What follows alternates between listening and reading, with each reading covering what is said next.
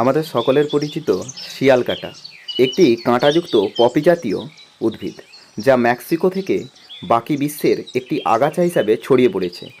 এর বিজ্ঞানসম্মত নাম আরজিমোনা ম্যাক্সিকানা। মেক্সিকো থেকে ছড়িয়ে পড়ার জন্য এই গাছটির নাম ম্যাক্সিকানা। প্রাচীন গ্রিক ভাষায় আরজিমোনা অর্থাৎ ছানি বা ক্যাটারাক্ট থেকে এর নাম আরজিমোনা হয়েছে। প্রাচীনকালে এই গাছের পাতার রস চক্ষু রোগের চিকিৎসায় ব্যবহৃত হতো। এই আগাছাটি একাধারে যেমন ঔষধি গুণ সম্পন্ন, অন্যধারে অত্যন্ত বিষাক্ত।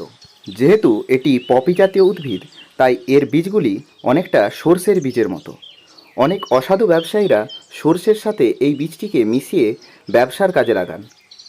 সরিষার তেলের সাথে 1%-এর বেশি এই বীজ মিশে থাকলে শরীরের পক্ষে অত্যন্ত ক্ষতিকারক, যার ফলে আমাদের শরীরে স্নায়বিক বৈকল্য, মাথার যন্ত্রণা, পেটে ব্যথা এই রকম হাজারো উপসর্গ দেখা যেতে পারে।